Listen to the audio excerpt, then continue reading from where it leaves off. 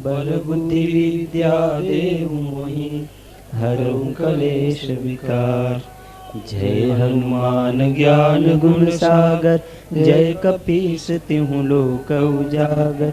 राम दूत तुलित बल धामा, अंजनी पुत्र पवन सुत नामा। महावीर विक्रम बजरंगी, कुमति निवार सुमति के संगी। कंचन बरन विराज सुवेशा, कानन कुंडल कुंचित केसा। ध्वजा विराजे, कांधे मूंज जनेऊ साजे। शंकर सुवन केसरी नंदन, तेज प्रताप महाजगवंदन। विद्यावान गुणी अति चातुर, राम काज करिबे को आतुर। प्रभु चरित्र सुनिबे को रसिया, राम लखन सीता मन बसिया। सूक्ष्म रूप धरि दिखावा, विकट रूप धरि लंक जरावा।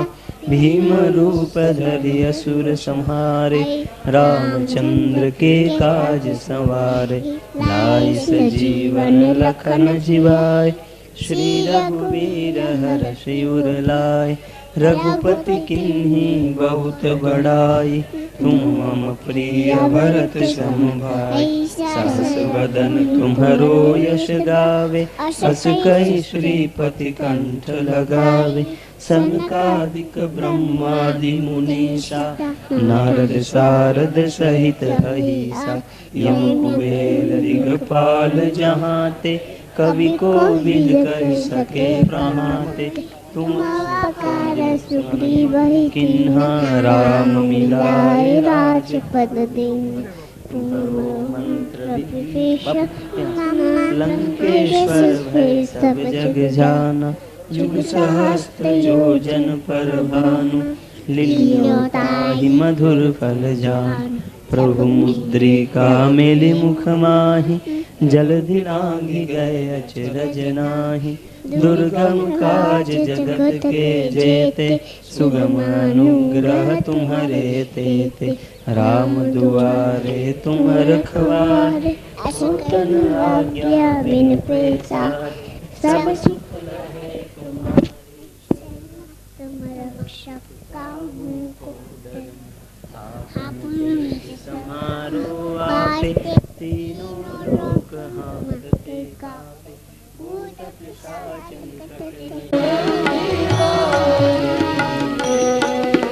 साधु सेवा धर्म हमारा, काम न दुनियादारी से।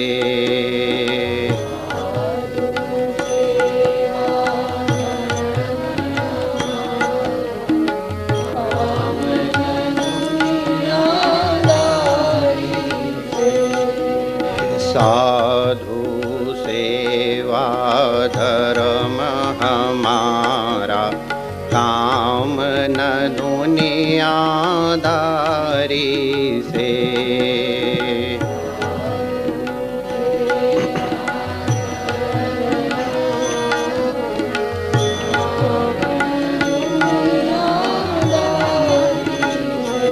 कोई भला कहो चाहे बुरा कहो, हम हो चुके रमण बिहारी के।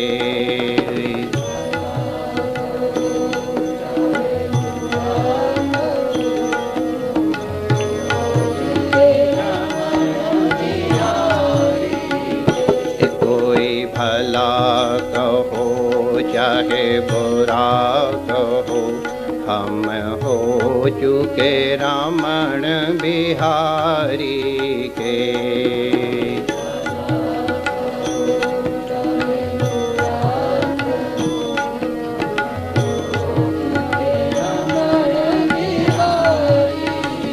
श्री रमण बिहारी लाल की, सियावर रामचंद्र की, उमापति महादेव की, पवन सुत हनुमान की।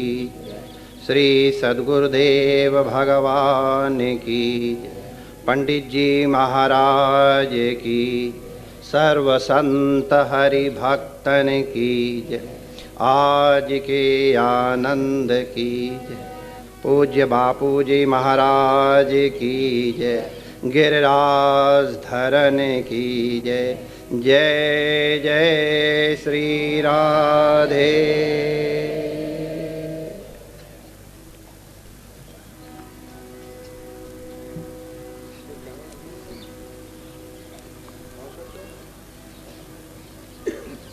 ब्रज में आने का संकल्प यदि किसी प्राणी के हृदय में उद्भूत हो तो ये उसके अनंत जन्म के पुण्यों का परिचायक है। ब्रज दर्शन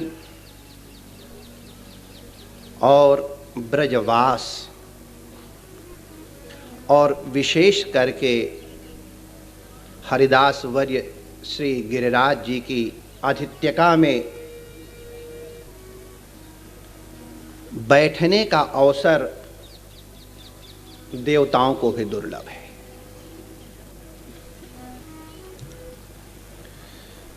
आप निश्चित ही संतों की कृपा के पात्र हैं। भगवती राधा रानी के कृपा पात्र हैं जो उन्होंने निज वृंदावन में आपको बैठने का अवसर प्रदान किया। देवता भी आपके पुण्यों से स्पृहा कर रहे होंगे। समय बहुत अल्प है और हम आपकी तरह हम भी चाहेंगे कि पूज्य बापू के अमृतमय वचन का आस्वादन करें, लेकिन बापू का ही निर्देश हुआ है कि थोड़ा ये नाटक कर दूं, तो भाई उस नाटक को फिर थोड़ा सा करने के लिए अगर कुछ समय तो लगेगा ही भाई। श्रीमद् भागवत में एक बड़ा अद्भुत प्रसंग है और उसको हम लंबा नहीं करने वाले हैं, घबराना नहीं। एक राक्षस इंद्र के सामने युद्धोन्मुख खड़ा है, उसकी भुजाएं काट दी गई हैं और मरने जा रहा है। और उस मरने के समय में क्या अद्भुत वो प्रार्थना करता है, वो किसी भी वैष्णव के लिए भी स्पृहा का विषय हो सकता है। मृत्यु के समय राम का नाम स्मरण हो, ये अल्प पुण्य का विषय नहीं है।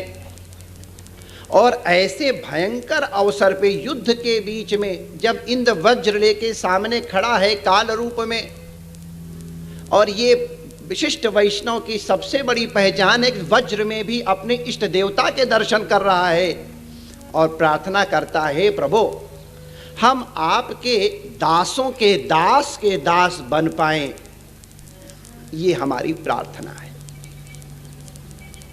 हे हरि, हम आपके दासों की सीमा के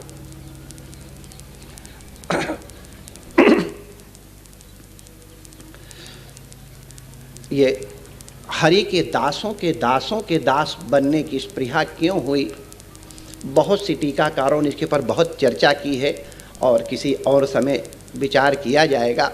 हमारे एक आसंत का कि हरिदास के दास बनने का तात्पर्य यहाँ है कि हम गोपिकाओं के चरण दास बन जाएं, क्योंकि गोपिकाओं ने गोपी गीत में कहा है कि हम सब कुछ छोड़ करके तुम्हारे चरणों को पकड़ करके बैठ गए हैं। तो जो आपके चरणों के दास गोपिकाएं हैं या गोपाल, और हम उनके दास बने, सामान्य अर्थ हम ये लगा लेते हैं। लेकिन भगवान से अधिक महत्व हमारे यहाँ भगवत भक्त का है। राम महान है, हम स्वीकार करते हैं, भगवान है। राम कथा महान है, उसको भी हम बहुत स्वीकार करते हैं। हम राम से अधिक राम की कथा को सम्मान देंगे, निश्चित है। राम ने कुछ गिने चुने लोगों का कल्याण किया और राम की कथा ने न जाने कितनों का किया। लेकिन राम की कथा से भी अधिक जो राम की कथा सुनाता है उसका महत्व है। हमारे यहाँ कहा गया है विद्वानों में, लक्षण प्रमाणाभ्याम वस्तु सिद्धि न तो खलु कथन मात्रेण। लक्षण प्रमाण के द्वारा कोई बात कही जाए तो उसको साधुजन स्वीकार करते, खाली कह दिया कि बापू बहुत बड़े हैं और जय हो, तो उसको फिर विद्वान लोग कई बार स्वीकार नहीं करेंगे। तो इसके लिए हम आपकी सेवा में एक छोटी सी कथा सुना देंगे और फिर हमको ज़्यादा भाषण का नाटक नहीं करना पड़ेगा, आप अपने आप समझ जाएंगे। संत एकनाथ जी एक बार राम कथा सुना रहे थे, पूज्य बापू जैसे सुना रहे। मैंने हमारे लिए तो खास तौर से विशेष यही कृपा है कि चल करके आके सुनाते हैं और लोग प्रयास करते हैं। और हमारे यहाँ तो मैंने ऐसे भी लोग होते हैं जिनके पास अगर पेशेंट ज़्यादा गड़बड़ हो ना तो फिर डॉक्टर स्वयं चल के आता है। और जगह पेशेंट को जाना पड़ता है डॉक्टर के यहाँ, देखो आप लोग देख ही रहे हो, लेकिन हम पेशेंट के पास अगर डॉक्टर आए समझो कुछ ज़्यादा गड़बड़ काम है, क्रिटिकल मामला है। तो संत एकनाथ जी बड़ी अमृतमय कथा सुना रहे थे और बैठे ही हैं सामने भगवान अंजनी नंदन। लेकिन प्रायः कहा जाता है कि जहाँ भी राम की कथा होती है तो अंजनी नंदन कहीं चुपचाप पीछे आके विराज जाते हैं। तो कथा हमने सुनी है किसी महापुरुष के श्रीमुख से कि अशोक वाटिका का प्रसंग संत एकनाथ जी श्रवण करा रहे थे और भाव में विभोर होकर के सुना रहे थे। तो वर्णन करते समय उन्होंने कहा, श्री अंजनी नंदन हनुमान जी जिस अशोक वृक्ष के ऊपर विराज रहे थे उसमें श्वेत रंग के फूल लगे हुए थे। तो पता नहीं कोई भगवान की लीला थी क्या, और जगह हनुमान जी टोकते हैं कि नहीं टोकते हैं हमें मालूम नहीं है। लेकिन वहाँ वो पीछे से एक श्रोता पूछता है, महाराज जी वो अशोक वृक्ष के ऊपर फूल किस रंग के थे? तो संत ने कहा, नारायण सफ़ेद रंग के थे। उन्होंने कहा, पंडित जी आप सोच करके बताओ। तो कहा, बच्चे सोचना क्या है, वो तो साक्षात श्वेत रंग के पुष्प हैं। कहा नहीं, लाल रंग के पुष्प थे। तो संत एकनाथ जी ने हाथ जोड़ा, नहीं श्वेत रंग के पुष्प। तो विकराल रूप धारण करके, तुम दे जानते ना मैं अंजनी नंदन हूं, हनुमान हूं, मैं कह रहा हूं लाल रंग के फूल लगे थे, मैं वहां था। तो संत एकनाथ जी ने वंदन किया, व्यास आसन पे थे, व्यास आसन से बड़ा कोई भी नहीं होता है, तो इसलिए व्यास आसन से उठे तो नहीं, लेकिन वहीं से वंदन किया। आप अंजनी नंदन है तो आपको प्रणाम है, मैं तो आपके ही गुणगान कर रहा हूं। लेकिन इतना सब होते हुए भी अशोक वृक्ष के ऊपर पुष्प जो लगे थे वो भगवान श्वेत रंग के ही थे। हनुमान जी ने कहा, ये बाबा जी की बुद्धि ठीक है कि नहीं है? अरे मैं कह रहा हूं, मैं खुद उस पेड़ के ऊपर बैठा हूं, मैं कह रहा हूं लाल रंग के फूल, और ये महात्मा कह रहा सफेद रंग के, उसका कुछ ढीला है क्या? हम तो वो कह रहे नहीं भाई ढीला नहीं, मैं सच कह रहा हूं। तो कथा लंबी क्या करें, झगड़ा निपटाने के लिए फिर ऐसा व्यक्ति ढूंढना चाहिए जो वहां उपस्थित रहा हो। और आप सब सत्संगी हैं, 20-25 बार की कथा सुने, समझ गए होंगे लोग कहाँ गए होंगे झगड़ा निपटाने के लिए। और वैसे भी जब बच्चे लड़ते हैं तो माता के पास ही जाते हैं। तो महारानी जानकी के पास पहुँचे और प्रणाम करके, और हनुमान जी ने कहा, माता जी इन बाबा जी को आप बता दीजिए कि जिस अशोक वाटिका में जिस वृक्ष के नीचे आप बैठी थी उस पे फूल किस रंग के थे? तो माता ने पूछा, आज इतने लाखों वर्षों के बाद ये समस्या क्यों उठ रही है भाई? तो उन्होंने कहा, ये बाबा जी मान नहीं रहा है, ये कह रहा है कि सफेद रंग के पुष्प थे, श्वेत रंग के पुष्प थे, मैं कह रहा हूं कि लाल रंग के पुष्प थे। मानता ही नहीं बाबा जी, आप बता दो ना इनको, मैं तो आप तो देख ही रही थी, मैं बैठा था। तो सीता जी मुस्कुराने लग गई। उन्होंने कहा, हनुमान छोड़ो झगड़े, क्या लेना देना? नहीं माता जी प्रमाण होना चाहिए। तो माता ने कहा, बेटा हनुमान तुम एकदम ठीक कह रहे हो, लेकिन ये जो संत कह रहे हैं ना ये एकदम यथार्थ है। हनुमान जी सन्नाटा खा गए। मैं भी एकदम ठीक कह रहा हूं और ये बाबा जी भी एकदम यथार्थ कह रहे हैं, मतलब क्या है या तो श्वेत रंग के पुष्प होंगे या रक्त वर्ण के होंगे, ये दो कैसे हो सकते हैं? मिडिल कलर की कोई चर्चा ही नहीं है। माता जी आप समझाने की, ऐसे टरकाने की चेष्टा न करो, सीधे सीधे बताओ। मैं वहां बैठा हूं, मैं इनको बता रहा हूं, ये मान नहीं रहे। हमारे एक अध्यापक वसीम कहते थे महात्माओं की तो बुद्धि ऐसी होती है, अगर उल्टी बुद्धि ना हो तो फिर सीधे रास्ते ना चलते, फिर उल्टे रास्ते क्यों चले आए। तो जब बहुत पीछे पड़ गए तब जानकी माता ने कहा, देखो बेटा हनुमान, अशोक वृक्ष के ऊपर पुष्प तो श्वेत रंग के ही लगे थे। हनुमान जी का मुंह उतर गया।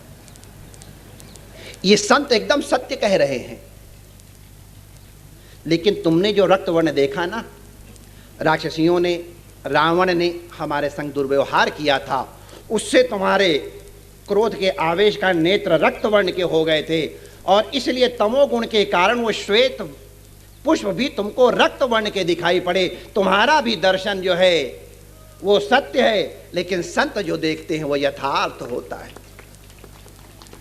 ये आख्यायिका मैं आपके सर में स्पष्ट कर दूं, इसलिए मैंने आपसे निवेदन किया। आप रामायण पढ़ो, जितनी बार रामायण पढ़ोगे उतनी बार नवीन लगेगी, ये सत्य बात है। लेकिन जब तक संत के मुख से नहीं सुनोगे ना, तब तक रामायण का रहस्य प्रकट नहीं हो सकता है। इसीलिए भागवत में भी विशेषण दिया, शुक मुखादमृता द्रव संयुतम। गलित फल है, वेद का समस्त सारे सब ठीक है, लेकिन उसमें प्रामाणिकता तब आई जब वो शुकदेव जैसे अमलात्मा परमहंस के श्रीमुख से वाणी निश्चित हुई। उसी प्रकार रामायण की प्रामाणिकता में, उसके वैशिष्ट्य में तो किसी प्रकार का संदेह है ही नहीं। लेकिन जब पूज्य बापू जैसे संत के श्रीमुख से वो सुनने का अवसर प्राप्त हो तो निश्चय ही वो कुछ और बात हो जाती है। विशेष बात ये है, बापू से शायद मुझे सुनने में पूज्य पंडित जी ने आग्रह किया था कि एक कथा सुना देना, तो संत कभी जाते नहीं हैं। उपनिषद में लिखा है, न तस्य प्राणा उत्क्रामन्ते अत्रैव प्रविलीयन्ते। अब तो साक्षात गिरिराज स्वरूप ही थे। हम कई बार यहाँ आते थे, गिरिराज जी के दर्शन हो न हो, पंडित जी के दर्शन हो जाते थे तो हम चले जाते। तो उन्हीं की जैसी लीला हो, वो शायद समाधिस्थ हो करके, क्योंकि पीछे उनके कुछ कान वगैरह उतना काम करने नहीं लग गए, तो उन्होंने सोचा कि अब इन कानों से तो कथा सुनने को मिलेगी नहीं, चलो दिव्य कान से ही श्रवण किया जाए। तो इसलिए जब उन्होंने समाधि ग्रहण की, और एक भाग्य की बात है कि वो सब लोगों ने बुलाया इस दास को भी, जैसा बापू ने कहा ब्रज का प्रतिनिधित्व करके थोड़ा नाटक कर दीजिए, तो उस तरह से नाटक में हम भी वहाँ पहुँचे थे।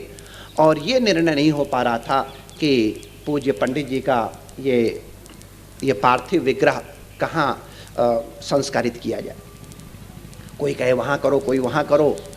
उनके एक आध सेवक भी थे, संभवतः वो यहाँ कोई होंगे भी तो बता देंगे, रामस्वरूप जी भी थे।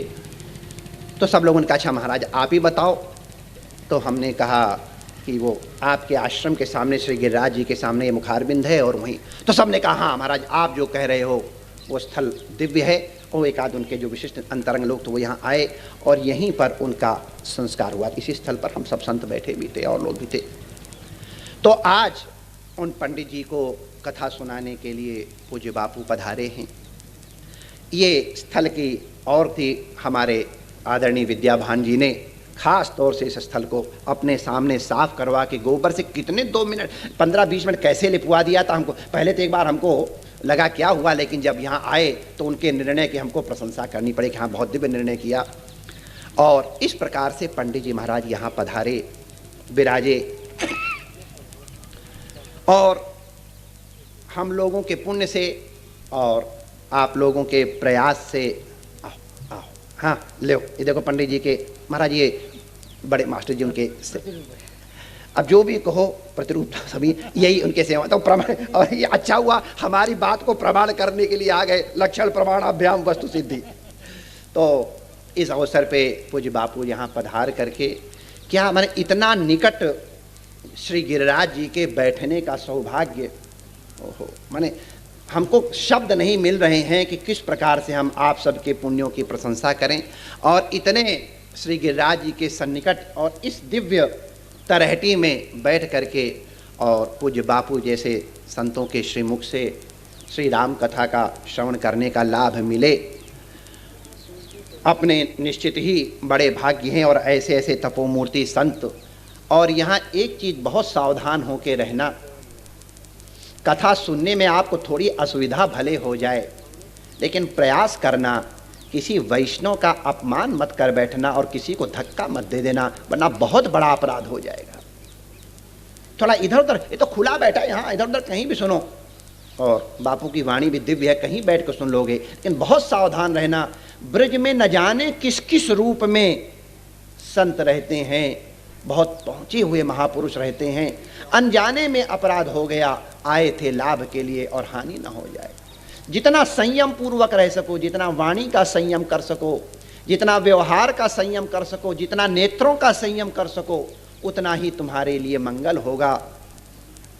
बहुत सावधान रहना। यहाँ लता पताएं भी भगवान के परम वैष्णव भक्त हैं, उनको भी नहीं तोड़ना। किसी प्रकार यहाँ के स्थल को विकृत मत करना। संत यहाँ की रज अपने मुख में डालते हैं। अगर थूकना इत्यादि हो तो परिक्रमा के बाहर करना, इसके अंदर नहीं करना, अपराध हो जाएगा। ये साक्षात भगवान का स्वरूप है। मैंने जैसा बताया कि संत तिलक धारण करते हैं, इसका हमारे पंडित जी महाराज ब्रज का ही तिलक लगा लिया करते थे। तो इसलिए इस प्रकार के अपराध न होने पाएँ। आप लोग सत्संगी हो, वैष्णव हो, आपको शायद आवश्यकता न हो, लेकिन कुछ लोग जिनको आवश्यकता हो जानने की, उनकी सेवा में ये निवेदन किया जा रहा है। पूज्य बापू से हम लोग प्रार्थना करें कि हम सबको अनुग्रहित करते हुए अपनी अमृतवाणी से आप्यायित करें। हम आप सबके साथ हाथ जोड़ करके बापू से पुनः आज्ञा करते हैं। जय जय श्री राधे।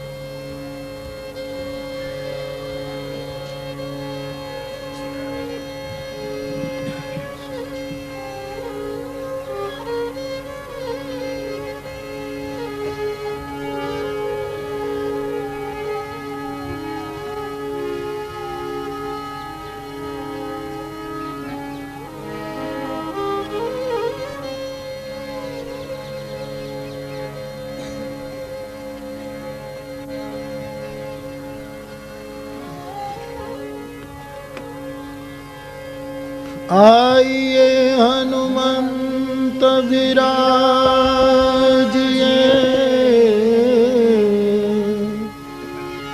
कथा कहूँ मति अनुसार, प्रेम सहित गादी धरूं, पधारिए पवन कुमार सिया वर रामचंद्र की जय।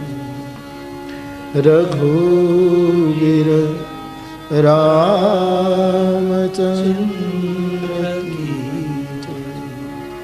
पवन सुत हनुमान की जय। उमापति महादेव की जय। बोलो भाई सब संतन की लोका भिरामं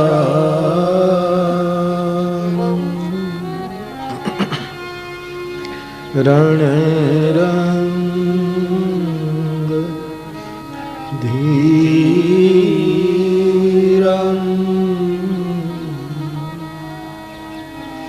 राजीव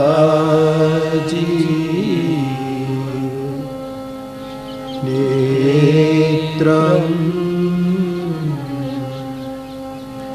रघुवंश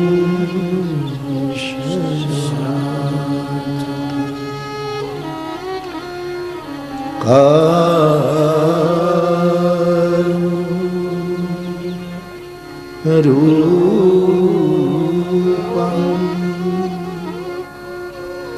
करुणा करन्तं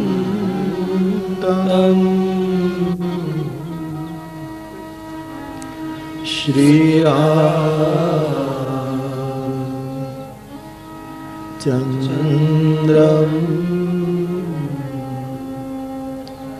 शरणं प्रपद्ये। मनोजवं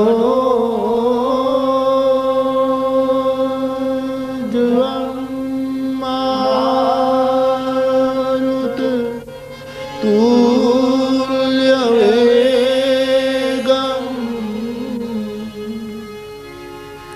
जितेन्द्रियं बुद्धिमतां वरिष्ठं वातात्मजं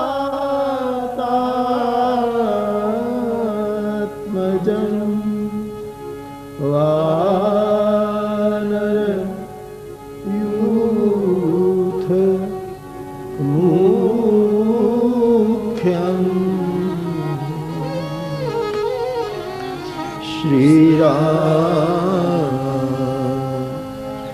श्रीरामदूतं शरणं प्रपद्ये। बोलिए रामचंद्र भगवान की जय।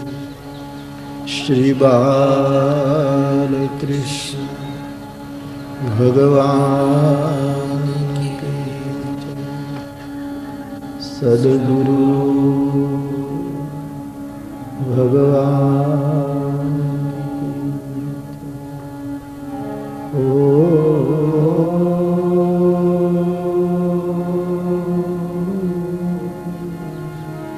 नमः पार्वती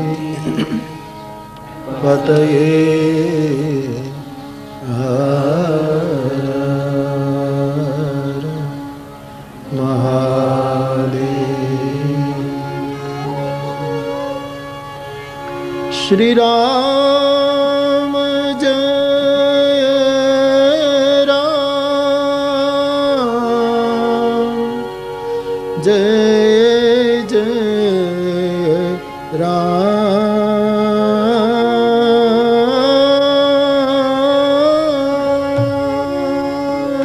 श्री राम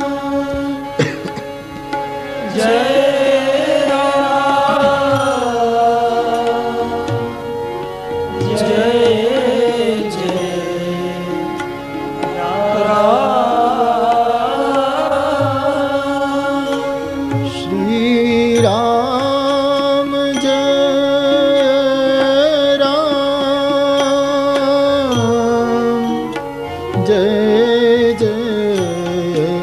राम।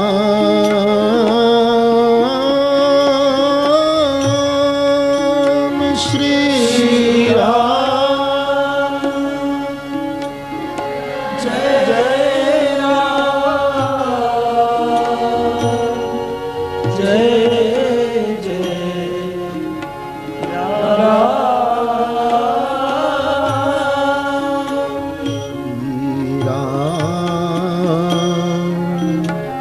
जय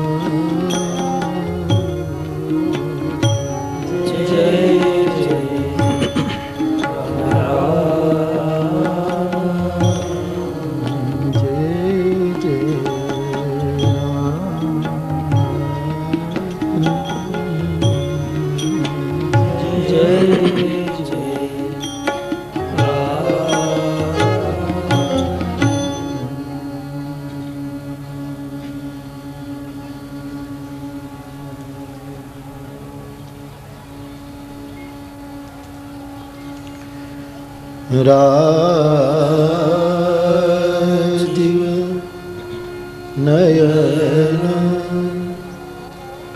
धरे धनु सायक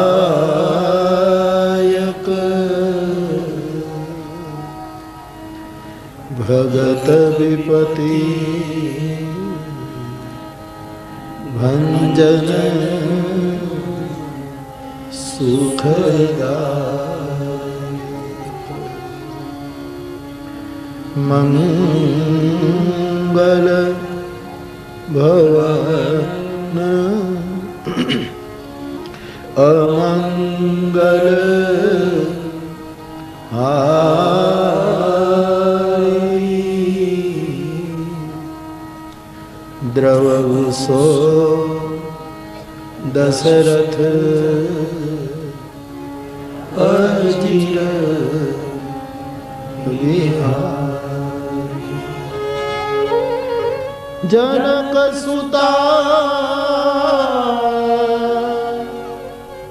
जग जननी जानकी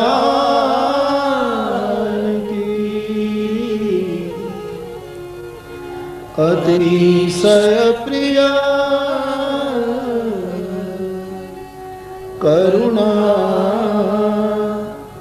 निधान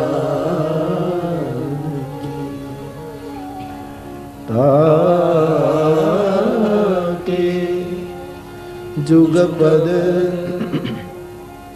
कमल मनावं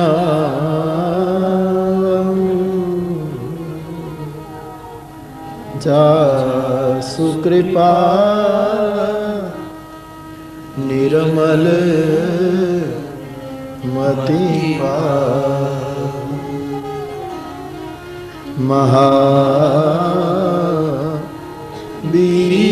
महावीर बीनवं हनुमान राम जासु जस आप बखाना प्रणव पवन कुमार खलबन पावक ज्ञान धन जासु हृदय आगार बसे राम शरचाप धर कुंद इंदु सम देह कुमारमन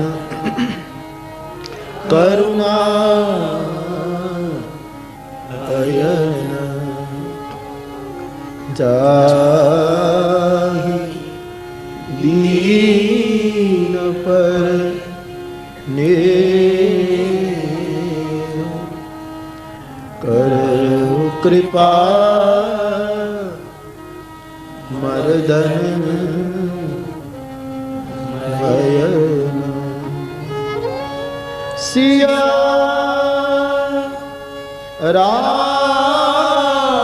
राम मैं सब जग जानी सिया राम मैं सब जग जानी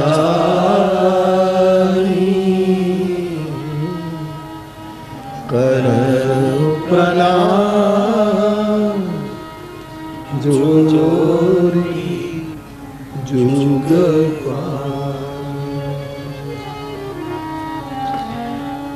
श्री रामचंद्र कृपालु भज मनहरन भव भयदारुणं नवकञ्जलोचन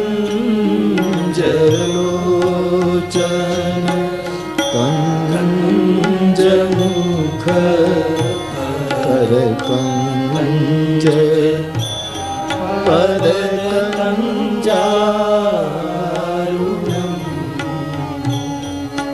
रामचंद्र कृपालु भज हरण भव भय दारुण कंदार पाया गणित आनीत छवि नवनील नीरद सुंदरं पटगीत हरित रुचि शुचिमौनि जनक सुता श्री रामचंद्र कृपालु भज हरण भव भय दारुण शिरमुकुट कुंडल तिलक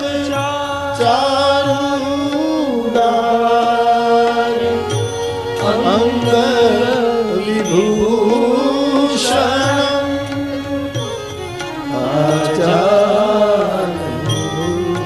आचार्य चाप धर संग्राम जिगर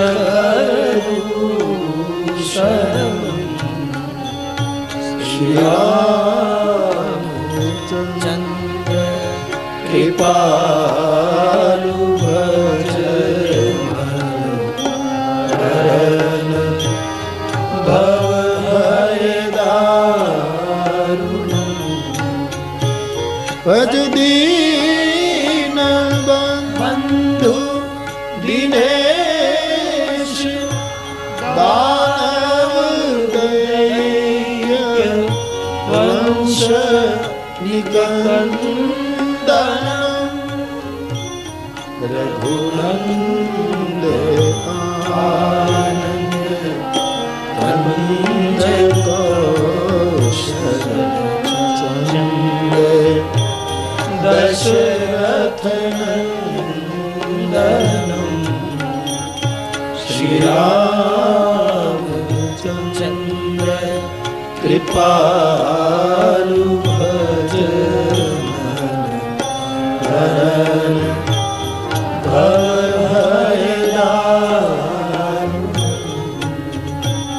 इति वदति तुलसी दास शंकर शेष मुनिमन रंजनम मम हृदय कंज निवास गुरु कामादि खलदल गंजनम श्री रामचंद्र कृपालु भज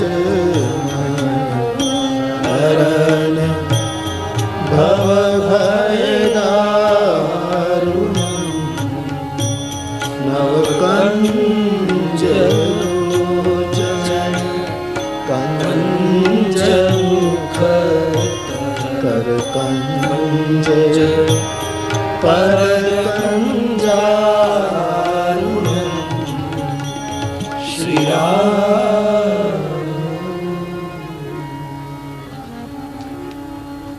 श्री गुरुचरण सरोज निज मन मुकुर सुधारि बरनउँ रघुबर बिमल जस जो दायक फल चारि श्री गुरु चरण सरोज रज निज मन मुकुर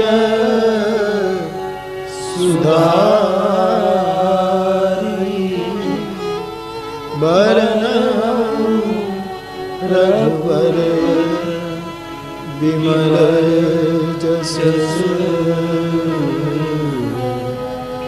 जो नायक भय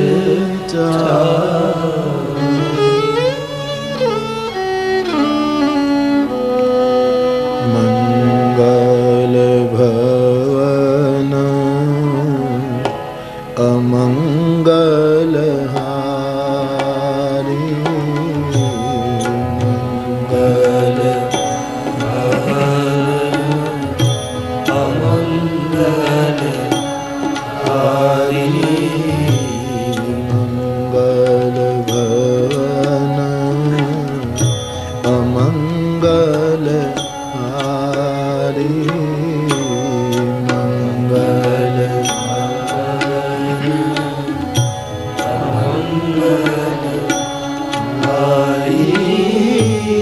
द्रवऊ दशरथ अजिर बिहारी द्रवऊ दशरथ अजिर बिहारी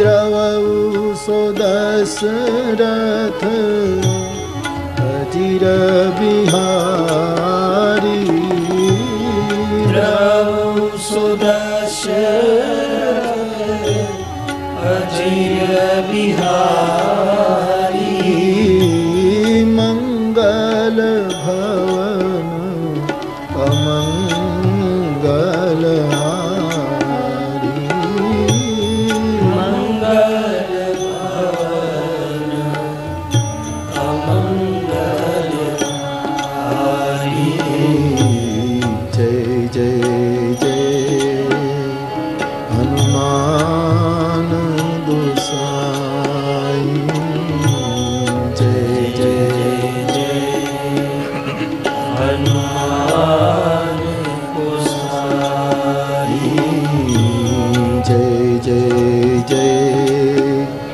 हनुमान गोसाई जय जय जय हनुमान गोसाई कृपा करो गुरु देव की नाई कृपा करो गुरु देव की नाई कृपा करो गुरु देव की नाई कृपा करो गुरु देव की नाई जय जय जय हनुमान गोसाई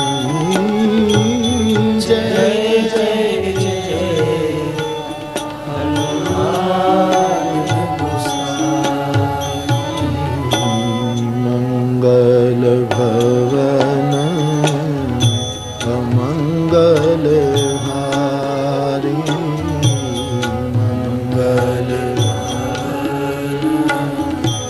अमंगल हारी जय जय जय हनुमान गोसाई जय जय जय हनुमान गोसाई मंगल भवन अमंगल हारी मंगल भवन अमंगल राजा राम राम राम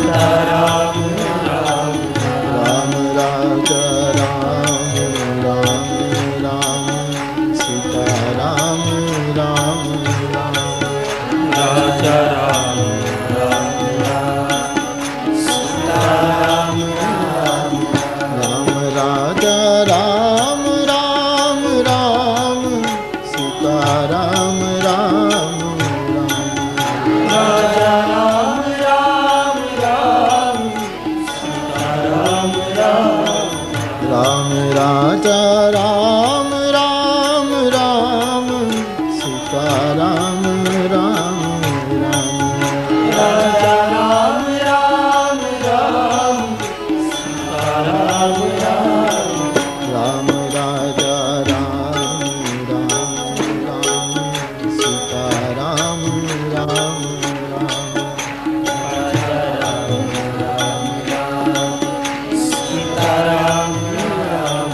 राम राजा राम राम राम सीता राम राम राम राजा राम राम राम सीता राम राम राम राजा राम राम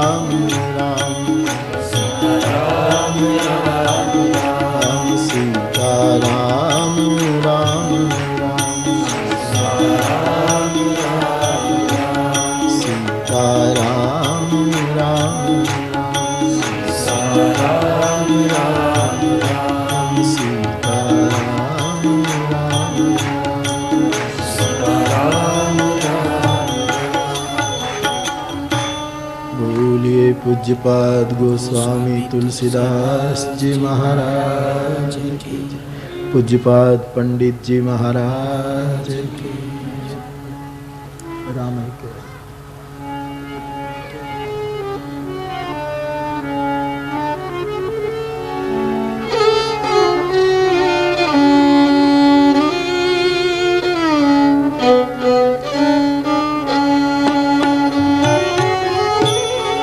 जब जदुवंश कृष्ण अवतारा, जब जदुवंश कृष्ण अवतारा, जब जदुवंश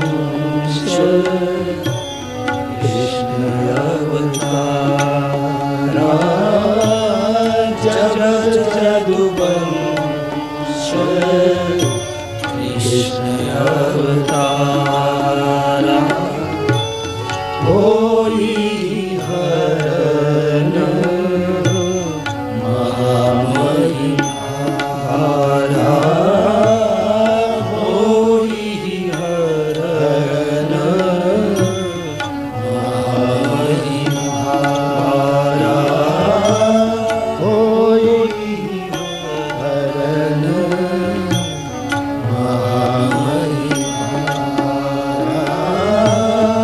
होई हरण महामहिमारा।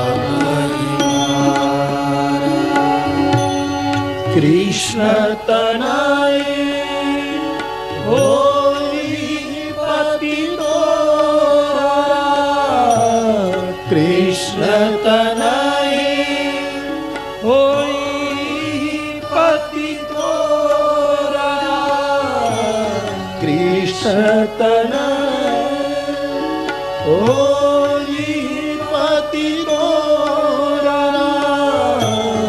कृष्ण तनय होई पति तोरा, बचन अन्यथा होई न मोरा, बचन अन्यथा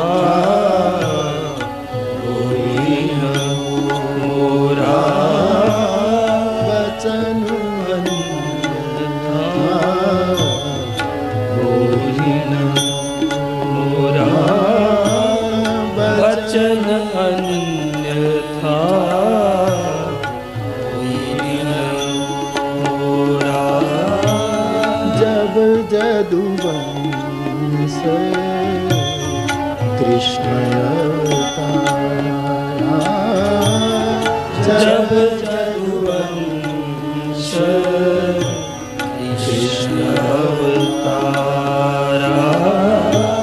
होई हरण महामहिमारा, होई हरण महामहिमारा,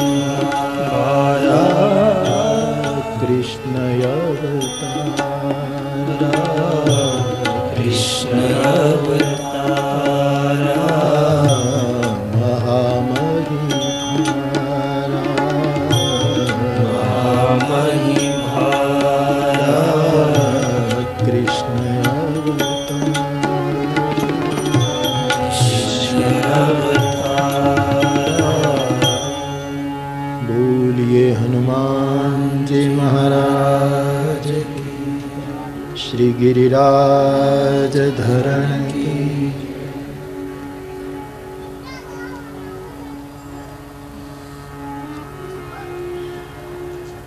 परमात्मा की असीम कृपा से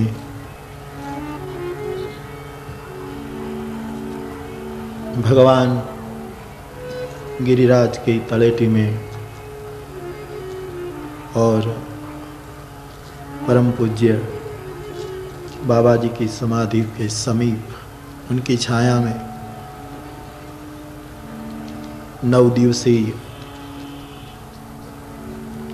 यह अनुष्ठान आरंभ हो रहा है।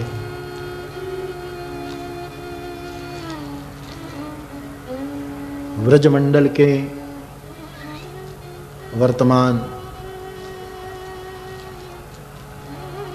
और शरीर से हाजिर न हो ऐसे और अपने अपने ढंग से इस भूमि में परिक्रमा करते हुए सभी पूज्य चरणों में प्रणाम करता हुआ इस कथा का आरंभ कर रहे हैं। मैंने आज दोपहर भी वो संस्मरण किया था, अभी हमारे पूज्य श्री ने भी स्मरण दिलाया कि मैं जब पहली बार यानी कथा के माध्यम से वृंदावन आया तब ब्रह्मलीन परम पूज्य स्वामी अखंडानंद जी महाराज श्री ने भी हमको कहा था कि गिरिराज में जाकर बाबा जी का दर्शन करिए। फिर हमारे स्वामी जी ने भी कहा, तो जब हम आए यहाँ दर्शन करने के लिए स्वामी जी ने भी फल दिए थे कि हमारी ओर से निवेदन करना। फिर तो जब जब आना हुआ मैं दर्शन के लिए जाता रहा। वो पहली बार जब आए तब से उसका मनोरथ था कि मैं तो कहीं गिरिराज छोड़कर जाता नहीं, क्या हमको एक बार कथा सुनाओगे? हमने कहा कि आप आदेश करिए। लेकिन कितने सरल होते हैं महापुरुष। कहा कि नहीं, जब सुविधा हो, जब भगवान योग बनाए। और जब योग बना तब वो शरीर से उपस्थित नहीं है, समाधि स्वरूप में सुनने के लिए वो है। लेकिन मैं बहुत आनंदित हूं कि ये योग है, ये चुनाव किया गया, शायद नहीं हो सकता ऐसा कि उनकी समाधि के करीब ही एक कथा का आयोजन हो। और वो जरूर सुनेंगे, सुनना चाहिए क्योंकि सुनकर आशीर्वाद देंगे, कृपा बरसाएंगे। और आशीर्वाद और कृपा से एकमात्र फायदा होगा कि भजन बढ़े, सिमरन बढ़े। और ये तो आश्रय की भूमि है बाप, यहां मंडप नहीं हो सकता, यहां तो गिरी की ही छाया हो सकती है। यहां कोई छाता कैसे हो सकता है, यहां पंडाल कैसे हो सकता है? हमारे लिए रखा वो भी मुझे आड़ आ रहा है कि यहाँ तो इस प्रभु की छाया में ब्रजवासी रहे थे। और दो आश्रय, एक तो उस छाया का दृढ़ाश्रय और दूसरा समाधि वाले पुरुष की भी छाया, और तीसरे हमारे सभी संतों की कृपा, यजमान परिवार का भी बड़भाग। बहुत समय से मन में मनोरथ लिए बैठे थे। ब्रजभूमि में, वृंदावन में तो कथा हुई, मथुरा में हुई, रमन रीति में तो सवाल ही नहीं। जाना है जल्दी, लेकिन ये स्थान अभी मामा जी बरसाना भी बाकी है।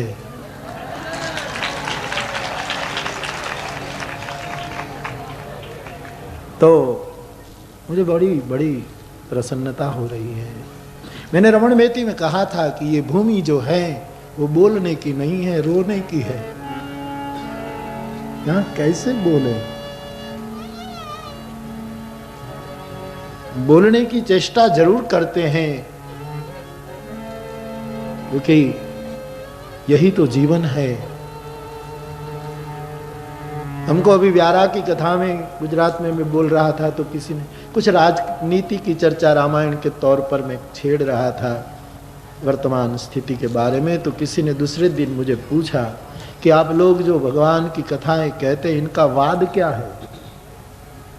आप साम्यवाद में मानते हैं, समाजवाद में मानते हैं, लेनिन में मानते हैं, मार्क्स में मानते हैं, किस में मानते हैं? हमने कहा कि भाई हमारा एकमात्र वाद है, यत्रोत्तम श्लोक गुणानुवाद।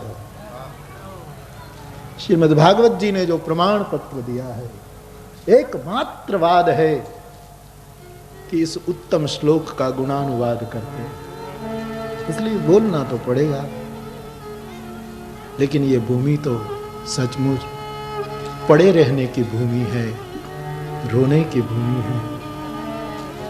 ऐसी दिव्य भूमि में, दिव्य वातावरण में भगवत कथा का आरंभ करने जा रहे हैं। पूरा अस्तित्व बरस रहा है।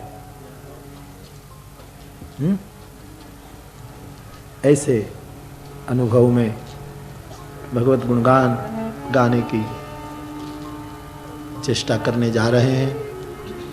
आप सब जानते हैं, जो नित्य कथा सुनते हैं, बहुत समय से हमने ये वादा कर रखा था कि गिरिराज में जब कथा होगी तब भगवान शंकर ने जो कृष्ण चरित्र किया कहा है मानस में, केवल 2 पंक्ति में, समास में पूरा श्री कृष्ण चरित्र जो रख दिया है। और फिर हमारे पूज्यपाद कली पावनावतार गोस्वामी जी ने अपने सभी ग्रंथों में भगवान श्री कृष्ण की वंदना की है। तो रामचरितमानस में भगवान श्री कृष्ण के बारे में समास में गोप्य रूपेण जो बातें रख दी गई हैं, उसका आश्रय कर रहे हैं। राम कथा भगवान शिव जी ने कही है, ये तो प्रचलित है, प्रसिद्ध है, हकीकत है।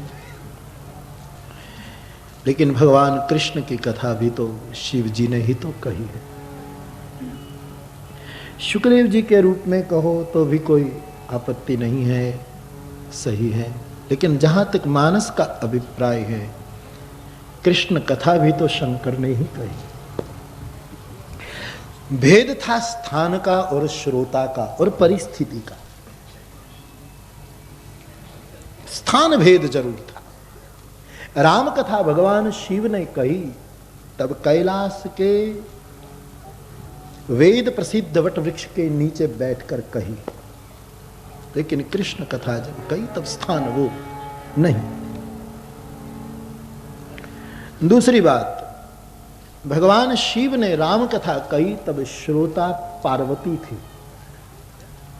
वही भगवान महादेव ने मानस के आधार पर कृष्ण कथा कही तब श्रोता पार्वती नहीं थी, रति थी, कामदेव की पत्नी रति थी। शिवजी ने राम कथा कही तब सती जल गई थी, दूसरा जन्म पार्वती ने लिया था, फिर कथा कही गई। शिवजी ने कृष्ण कथा कही तब रति जली नहीं थी, रति का पति जल चुका था, काम दहन हो चुका था। शिवजी ने राम कथा कही तब पार्वती बहुत प्रसन्न है, कैलाश पर उनको सत्कार मिला है, आदर के साथ उसको बिठाया गया वाम भाग में। लेकिन रति को जब कथा मिली है तब रोदति वदति बहुभांति करुणा करति शंकर पही गई। ये रोती हुई भगवान शिव जी के पास जाती है और भगवान शिव जी उसको आश्वासन देते हुए इनके पति के बारे में सब बातें कह देते हैं और फिर 2 पंक्ति में भगवान श्री कृष्ण की कथा का मानो उपक्रम कर लेते हैं और उपसंहार भी कर लेते हैं। इन्हीं मानस की अमर पंक्तियों का आश्रय कर रहा हूं। इस गोवर्धनी कथा में इस गिरिराज। इसलिए पुनः एक बार इन दोनों मंत्रों को, इन चरणों को आप सब, पहले हम गाएं फिर आप भी गाएं। जब जदुवंश कृष्ण अवतारा, जब जदुवंश कृष्ण अवतारा, होई हरण महामहिमारा, होई हरण महामहिमारा। कृष्ण तनय होई पति तोरा, कृष्ण तनय होई पति तोरा, कृष्ण तनय होई पति तोरा, कृष्ण तनय होई पति तोरा, वचन अन्यथा होई न मोरा, वचन अन्यथा होई न मोरा। जब जदुवंश कृष्ण अवतारा, जब जदुवंश कृष्ण अवतारा, होई हरण महामहिमारा, होई हरण महामहिमारा।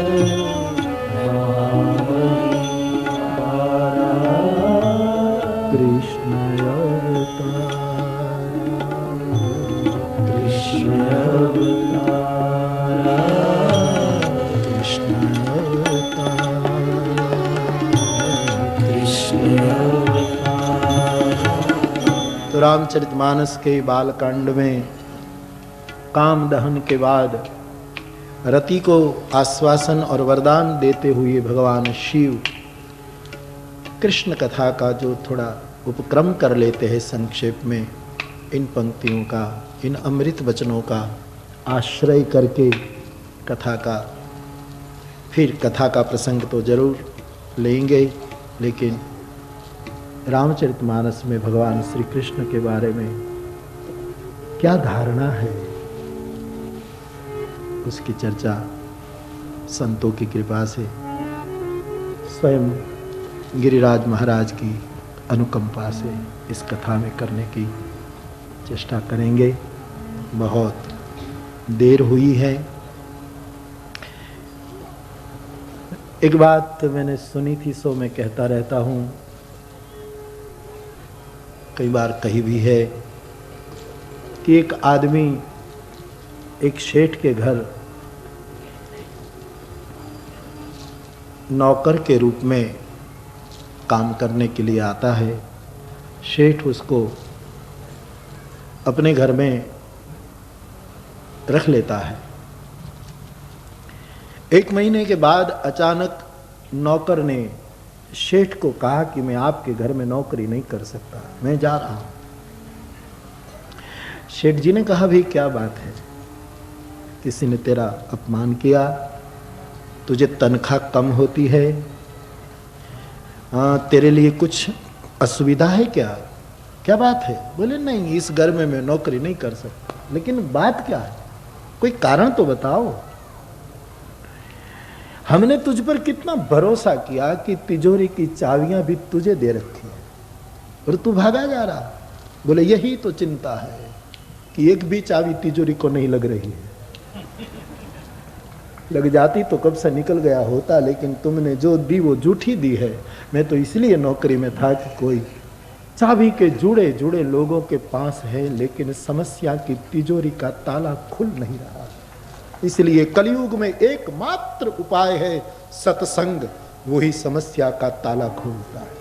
बाकी सभी चाबियां देश विदेश में देखते हैं, समस्या सुलझती नहीं। एकमात्र उपाय है यत्रोत्तम श्लोक गुणानुवाद, प्रभु के गुण की चर्चा। भगवान वेद ने मांग की थी तेजोसी तेजो मयि देहि, बलमसी बलम मयि देहि। ये जो मांग वीर्यमसी वीर्यमयी देहि, यजुर्वेद भगवान ने जो मांग की है, ये सभी मुझे ओजस दो, मुझे तेज दो, मुझे बल दो, मुझे वीर्यवान बनाओ, मुझे मन्यु प्रदान करो। मन्यु रसी मन्युम मयि देहि। मन्यु का अर्थ तो क्रोध होता है, लेकिन हमारी इच्छाएं पूरी न हो और जो क्रोध होता, अथवा तो गीता की बोली में रजोगुण से जो पैदा होता है वो क्रोध नहीं, लेकिन सत्व गुण को प्रदीप्त करने वाला, जिसको पुण्य प्रकोप कहते हैं। ये जो भगवान वेद ने परम से मांगा है, वो सभी तेज, ओजस, वीर्य, सहनशीलता, ये सब केवल हरि नाम से प्राप्त हो जाते। आदमी कृष्ण नाम बोले, बोलता रहे। मर्दनम गुणवर्धनम जो आयुर्वेद का सूत्र है कि बहुत मर्दन किया जाए तो गुणवर्धन हो जाता है। दवा को बहुत पीसी जाए, बहुत खरल में रगड़ा जाए तो गुणवर्धन हो जाता है। बहुत दवा सत्व सबल होते लगती है। वैसे इस भूमि में जितना हरि नाम लिया जाए, जितना कृष्ण नाम लिया जाए, कथा इसीलिए है कि जीव की जिह्वा पर कृष्ण नाम नृत्य करता रहे। मम प्रभु श्री गिरिराज धारी। इसलिए एकमात्र उपाय है, कोई माने न माने, कौन चेष्टा करे मनाने की, कौन ऊर्जा खर्चे इन वस्तुओं को प्रतिपादित करने की, लेकिन जिन्होंने अनुभव किया है वो सब जान चुके हैं कि एकमात्र उपाय है सत्संग, हरि नाम, जिससे ये घटना घट जाए। जीवन की कई समस्याओं के ताले खुल जाते हैं। तो हमारे जीवन में जो ग्रंथियां हो, जो ताले बंद हो, इनको खोलने के लिए ये बहुत बड़ा अवसर है। इस संतों की भूमि है। सुबह हमारे महाराज जी कह रहे थे कि ये तो संतों की सराय है, संतों की धर्मशाला है ब्रजभूमि। यहाँ तो संत, और एक संत मिलता है तो कितनी कितनी वस्तु मिल जाती है। एक संत मिलता है तो विटप मिल जाता है, एक संत मिलता है तो सरिता मिल जाती है, एक संत मिलता है तो गिरी नहीं गिरिराज भी मिल जाता है, और एक संत मिल जाता है तो धरणी भी मिल जाती है। संत विटप सरिता गिरिधर। और जब विटप मिलता है तो क्या देता है? फल देता है। सरिता मिलती है तो जल देती है। गिरी मिलता है तो अचल स्थिति, अटल स्थिति, मजबूत स्थिति देता है। और धरती मिल जाती है, धरती क्या देती है? एक धैर्य बल, एक बहुत बड़ा धैर्य प्रदान कर देती है।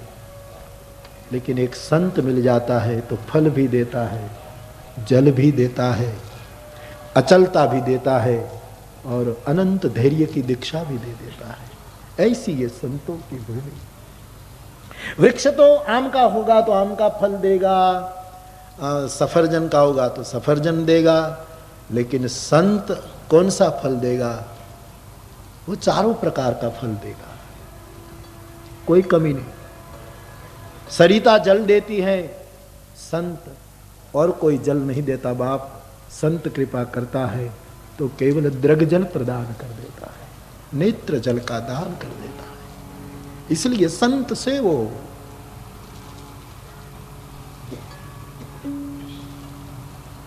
पहाड़ अचलता का प्रतीक है। उनकी अचलता हमको परिक्रमा करने के लिए मजबूर कर देती है कि तुम घूमो, तुम हम खड़े हैं अचल स्थिर, तुम घूमो। कोई संत मिल जाता है, सत्संग मिल जाता है तो जीवन में दे एक अचलता, एक स्थिरता, घटनाएं घटती रहे, आदमी दृष्टा बन जाता है, अचल हो जाता है। खबर नहीं कितने हजारों साल भगवान श्री कृष्ण के जितने जो माने जाते हैं, इतने समय से, इतने युगों कालों से ये स्थिर बैठा है, अपनी भुजा ऊपर उठा करके न जाने कितने कितने लोगों को निमंत्रित करता है कि तुम आओ, तुम आओ, मैं स्थिर हूं, तुम चलकर आओ, मैं तेरी प्रतीक्षा में हूं। अचलता देता है। और धरती एक परम धैर्य कंथा उपनिषद की बोली में धीरज की गुदड़ी पहना देती है, धैर्य बल। तो एक संत मिल जाता है तो धैर्य बल मिल जाता है, अचलता आ जाती है जीवन में, भाव का सर्जन। दो वस्तु बहुत जरूरी है विचार और प्रेम।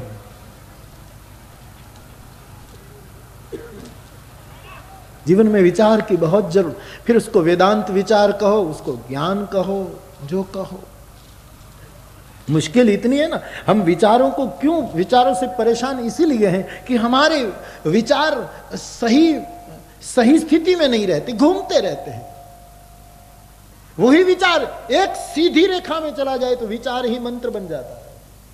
मंत्र का अर्थ भी तो विचार है, लेकिन इधर उधर अहिगति जो है विचारों की, क्षीणता पीनता, जो कई प्रकार के विचार हमको घिर चुके हैं, वही एक दिशा में केवल प्रभु की ओर, केवल इष्ट की ओर,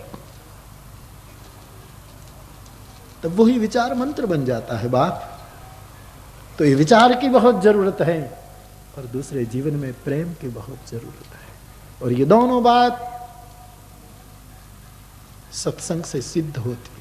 कोई ऐसे महापुरुष का संग, यहां कितने महापुरुष हमारी आंखों से न दिखाई दें, हमारा कसूर, बाकी कितने जो महात्मा लोग व्रज वृंदावन, ये पूरे व्रज मंडल में गिरिराज में रहने वाले संत जो कभी इस व्रज को छोड़ना ही नहीं ऐसा संकल्प करके बैठते हैं, वो क्या मृत्यु के बाद जा सकते हैं?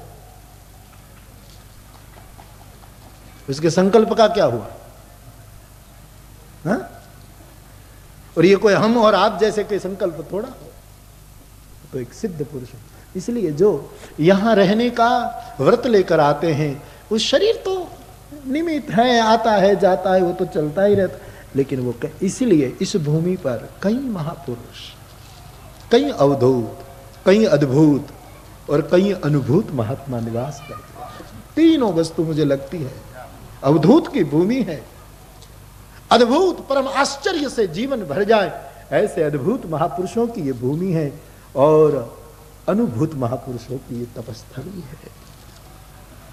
तो यहां बैठ करके हमारे पूज्य बाबा जी ने ठीक कहा कि किसी को भी यहां दिल मत दुभाना, पत्ते पत्ता भी यहां कृष्ण जप रहा है।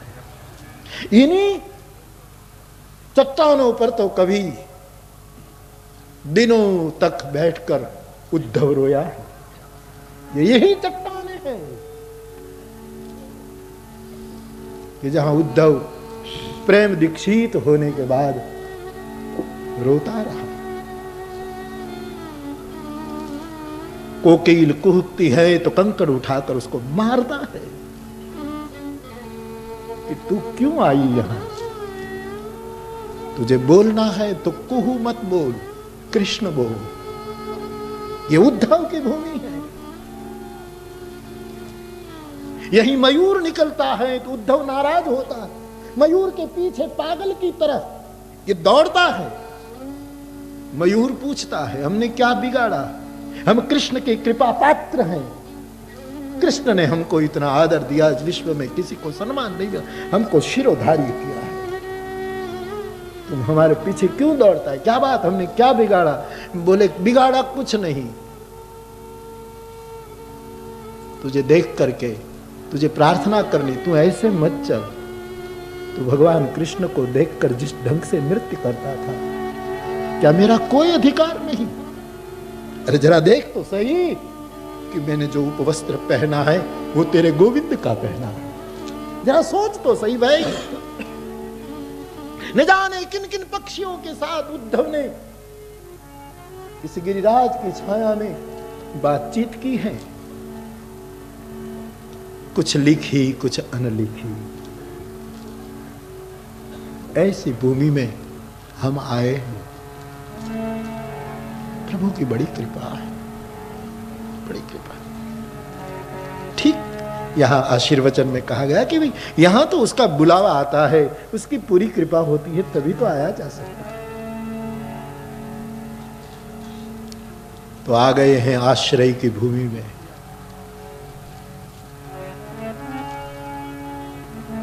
बस यही आश्रय और दृढ़ हो और मजबूत हो।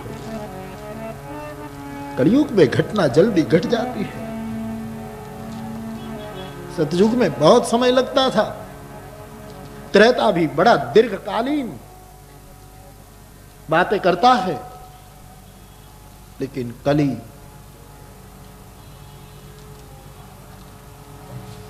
कीर्तनादेव कृष्णस्य मुक्त संग परम।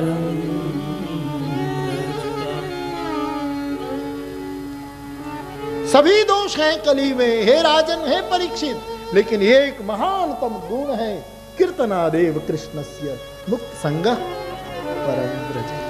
तो एक कृष्ण नाम से वेदों ने जो मांगा वो तेज जीवन में आ जाता है। किसी में तेज देखो, भूल मत करना, हम और आप राज पकड़ लेंगे कि हरि नाम का ये प्रताप हो सकता है और कोई प्रताप नहीं हो सकता। किसी में भी तेज देखो कि होगी कमाई कोई जन्म में, हरि बोल करते करते, तभी तो तेज। ओजस दुकान पर थोड़ा मिलता है। जो वेद ने ओजस की मांग की, जो वीर्य की मांग वेद ने की, वो केवल हरि नाम से प्राप्त होगा। इसलिए बाप दृढ़ाश्रय खूब करे, विचार को मंत्र में परिवर्तित कर दे। एक दिशा में विचार तीर की तरह,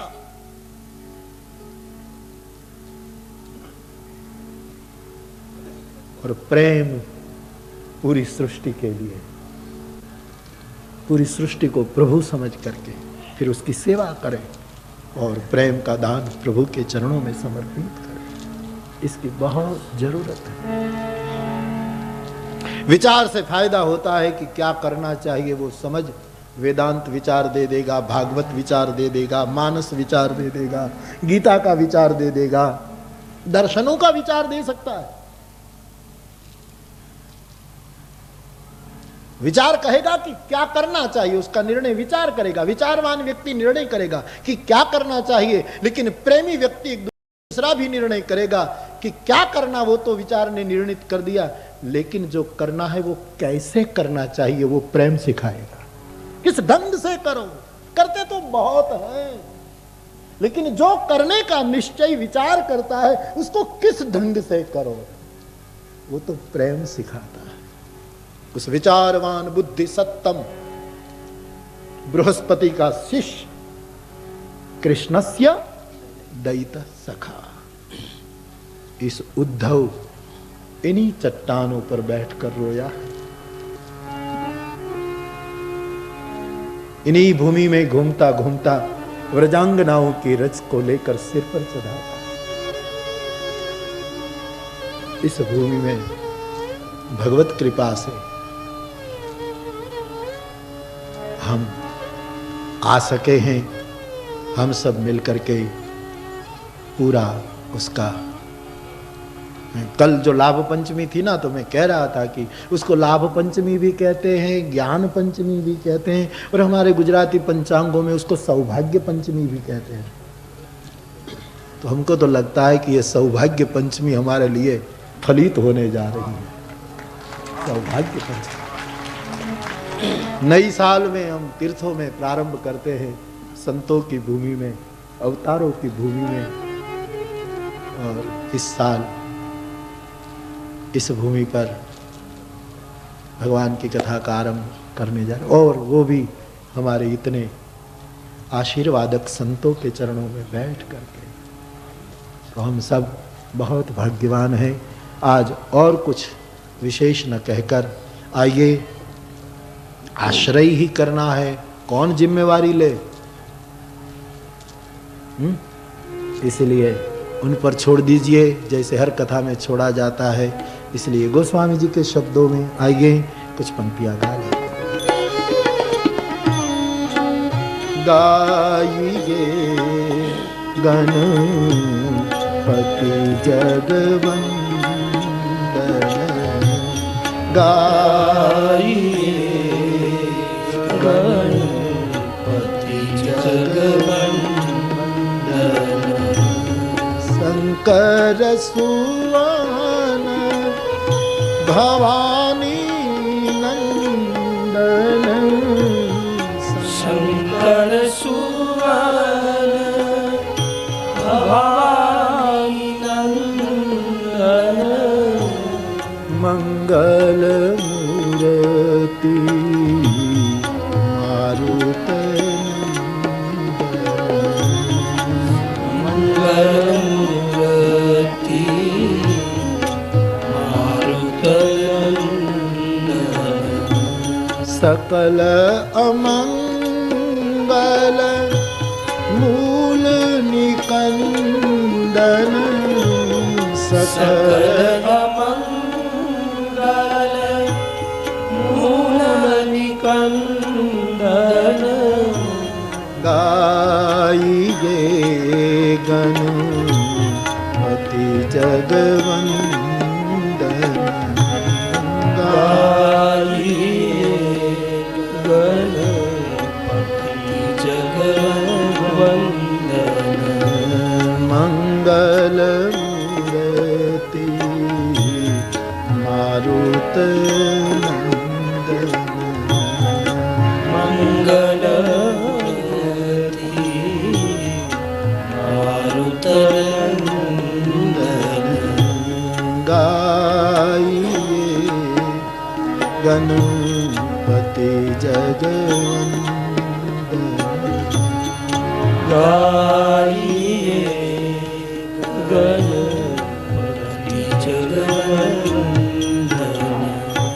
वर्णानाम् अर्थ संहार रसानां छंदसा मंगलानां च कर्तारो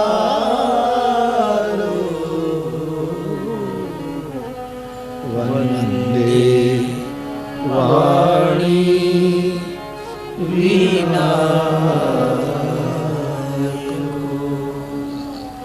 वंदे वाणी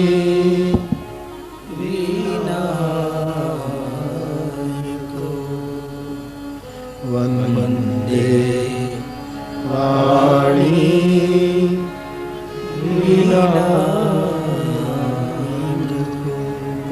आखिर में कुछ क्षणों के लिए हरि नाम का आश्रय करें और आज की कथा को हम निरंतर सुख पाए। शब्द हैं गुरु अर्जुन देव के, नानक परंपरा के शब्द हैं, ठीक से समझकर कुछ क्षणों सुख पाया, सुख पाया रहम तेरी, सुख पाया, सुख पाया,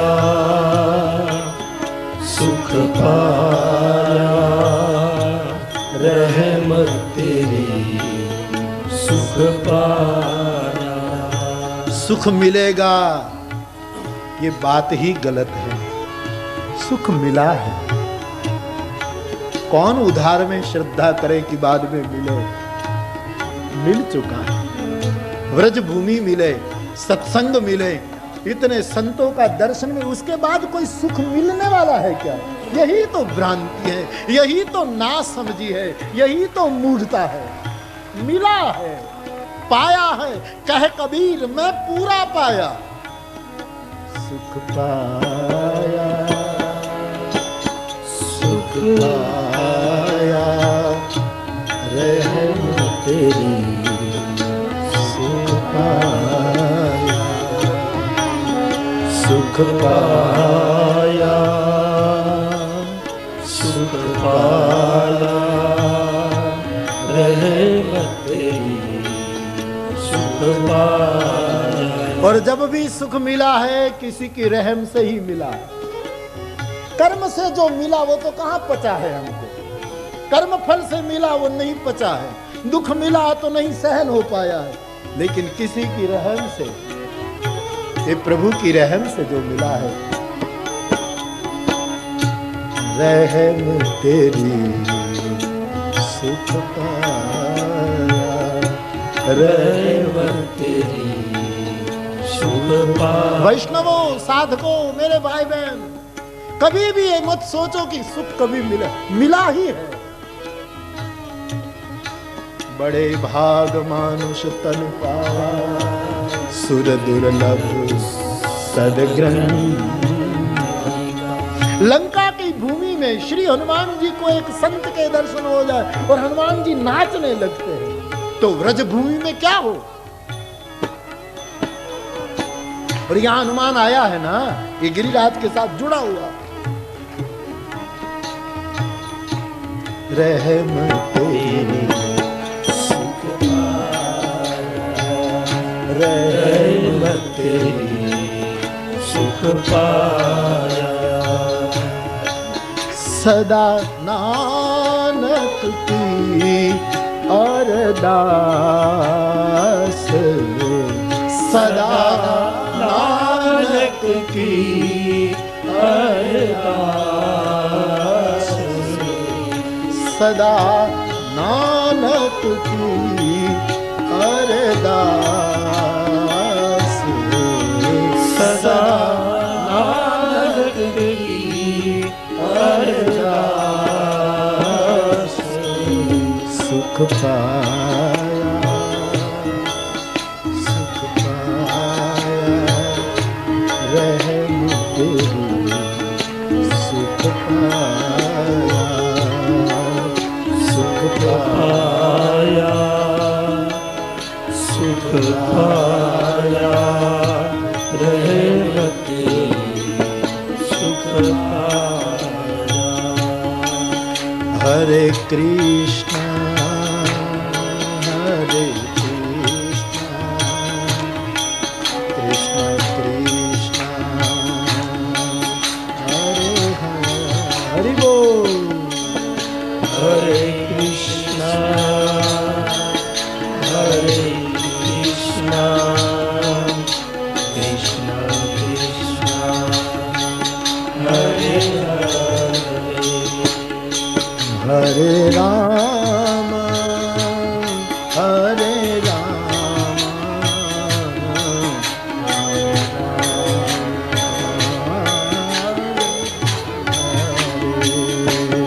हरे राम, हरे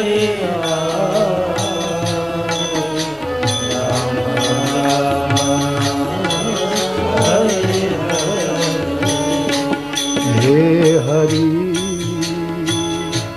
हे हरि, हे हरि, हे हरि, हे हरि, पुकारो, हे हरि, हे हरि, हे हरि, हे हरि, हे हरि, हे हरि।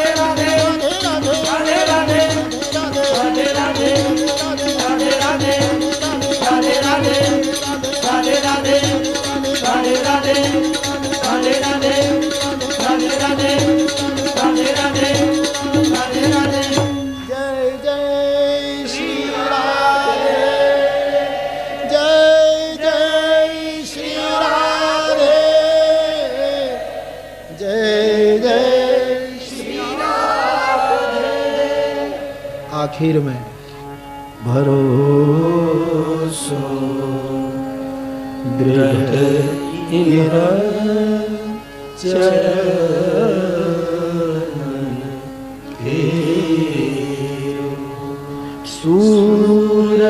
सूरदास प्रभु द्विविध आधरो बिना मोल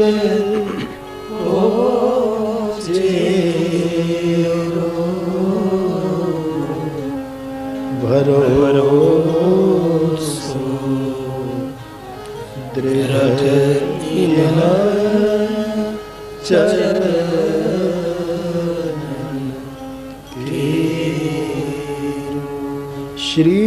श्रीवल्लभ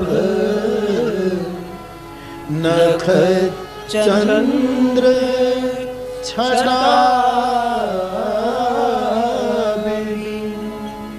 सब जगत माई अंधेरो भरोसो दृढ़ चरण के। बोलिए श्री गिरिराज धरण। आज की कथा को विराम देते समय एक सूचना, कथा सुबह 7 बजे रखी। कुछ कोई भाई बहन कह रहे थे कि 7 जल्दी पड़ेगा, वृंदावन से आदि, लेकिन कल जो जाहिर हुआ है आयोजक लोग कह रहे थे कि 7 बजे ही रखे। फिर कल यदि ऐसा कुछ अनुभव हुआ तो परसों से परिवर्तित करेंगे, क्योंकि 7 बजे से कथा शुभता की छाया भी रहे, जितने धूप न हो, और कुछ जो कल का अनुभव कर ले, फिर जो परिवर्तन करना पड़ेगा सो करेंगे। तो कल 7 बजे सुबह कथा प्रारंभ करेंगे। आज यहाँ ही विश्राम लेते हैं। पुनः एक बार सभी संतों के चरणों में प्रणाम करता हुआ। पवन तनय संकट हर मंगल मूर्ति राम लखन सीता सहित हृदय बसहु सुरनु। बोलिए हनुमान जी महाराज की। तो आज का सत्संग विराम ले रहा है। कल सुबह 7 बजे आगे बढ़ेंगे भाव और श्रद्धा के साथ। बोलिए रामचंद्र भगवान की जय। श्री बालकृष्ण भगवान की जय। सद्गुरु भगवान की जय। ओ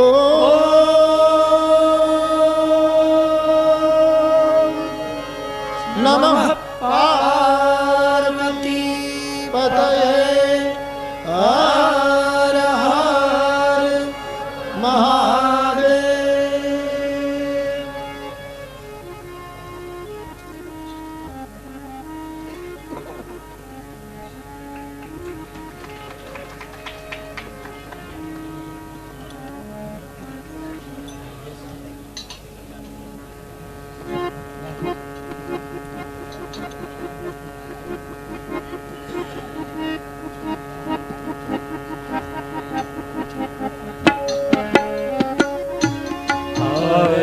श्री रामाय जी की कीरति कलील नरके सिय की।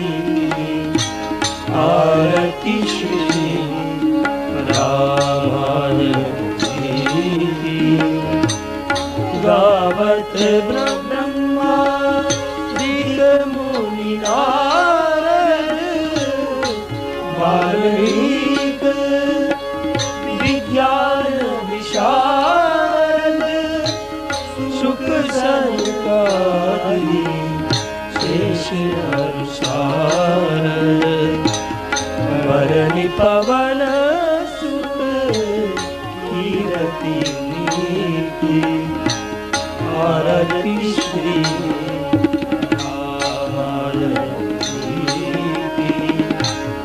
गावत वेद पुराण अष्ट दस। छौ शास्त्र सब ग्रंथन को रस। मुनि जन दर्शन करनु सर बस। सार अंश सम्मति सबदी की। आरती श्री रामाय जी की।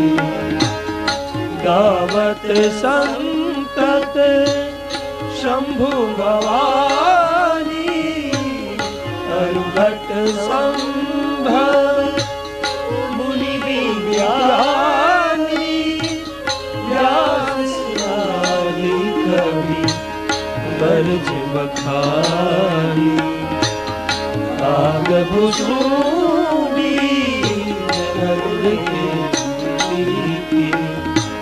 आरती श्री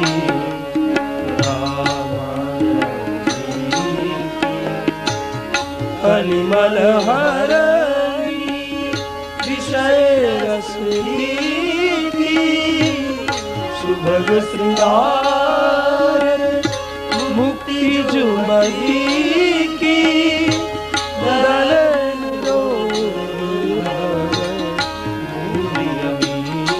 की रात रात सब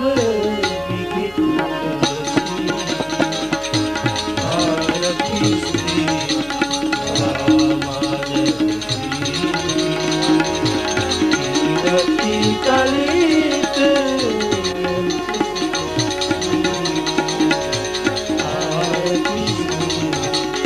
रामायण जी की रामायण जी की रामायण जी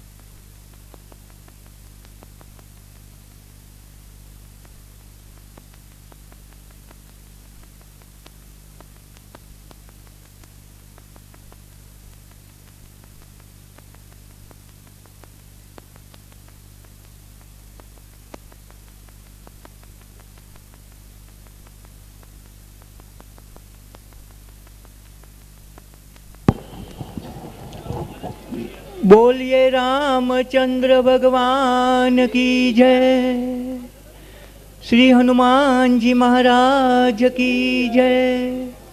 सभी भाई बहनों से प्रार्थना है, जहाँ से पूज्य बापू और संत वृंद यहाँ से पधारे, इस मार्ग से कृपया दूर रहे और हम सब बापू को दूर से ही जय सियाराम और राधे राधे कहेंगे। कोई भाई बहन जो खड़े हैं कृपया बापू को या संतों को चरण स्पर्श करने का प्रयत्न न करें, ऐसी प्रार्थना।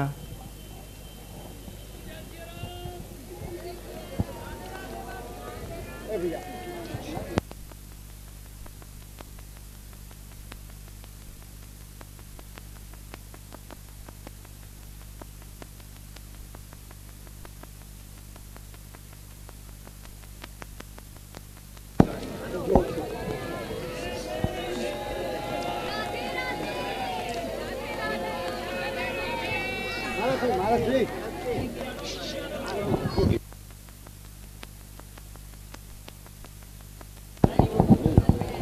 से 5 फुट पीछे बैठे।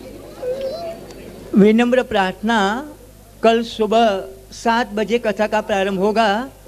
ये जो गोबर का लिपा हुआ मंच का जो जितना भी भाग है ऊपर वाला, यहाँ सिर्फ संत महात्मा लोग ही बैठेंगे, इसलिए कल से सभी भक्तजनों से प्रार्थना है, कोई भी परिवार के भाई बहन हो, कृपया आप नीचे ही अपना स्थान ले, ऐसी प्रार्थना। समाधि स्थान पर कोई भाई बहन कृपया यहाँ पूज्य बापू और संत वृंद को चरण स्पर्श करने का प्रयत्न न करे, ऐसी प्रार्थना।